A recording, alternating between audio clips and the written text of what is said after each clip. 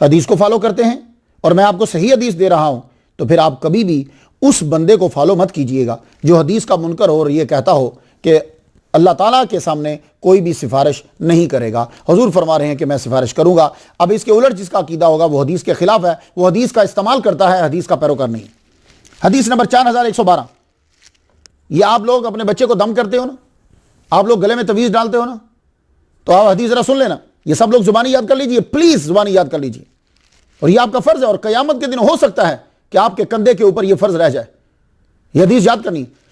ابی داؤد شریف 4112، ان ابن عباس رضی اللہ تعالیٰ کان نبی صلی اللہ علیہ وسلم یعوذ الحسن والحسین، تعویذ دیتے تھے حضرت امام حسن کو اور امام حسین کو، اعیذکما بکلمات اللہ التامۃ من کل شیطان وہامۃ ومن کل عین لامۃ، ثم یقول، پھر فرمایا کرتے تھے، کان ابوکم یعوذ بہما اسماعیل و اسحاق، تمہارے باپ ابراہیم علیہ السلام بھی اسی کا تعویذ دیا کرتے تھے اپنے بیٹے اسماعیل علیہ السلام کو اور اپنے بیٹے اسحاق علیہ السلام کو۔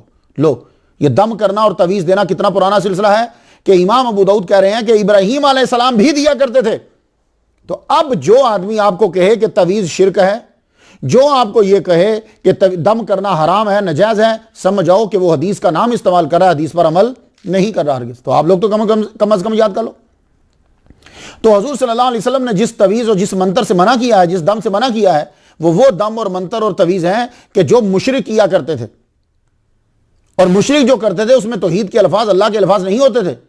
اللہ کے بندو، کہاں کی اینٹ کہاں جا کے لگا دیتے ہو یار، یہ بات آپ سمجھ رہے ہیں؟ اب اگلی حدیث سن لیجئے، یہ حدیث 3395 نمبر ہے۔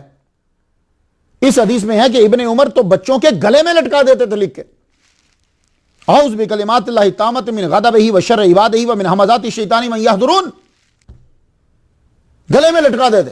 تو یہ آپ سب لوگ یاد کر لیجئے، آپ کے بچے کو جب نظر لگے، آپ کا بچہ جب زیادہ رونے لگ جائے، آپ کا بچہ جو ہے وہ بیمار ہو جائے، تو یہ چیزیں پڑھ کر آپ نے دم کرنی ہے، اور خود جا کر سنن ابی داؤد کھولیے اور اس میں سے پڑھیے تاکہ آپ کو کوئی گمراہ نہ کر سکے۔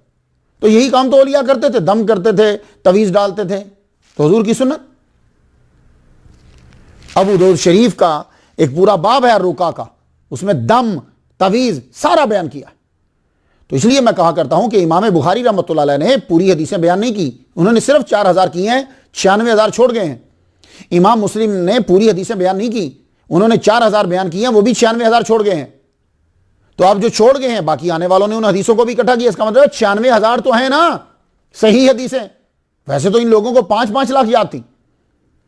اب آ جائیے ایک مسئلہ سن لیجیے، میں آپ کو جو انہوں نے بیان کرا ہے فقہ کے ابواب پر، اس میں سے ایک مسئلہ سن لیجیے۔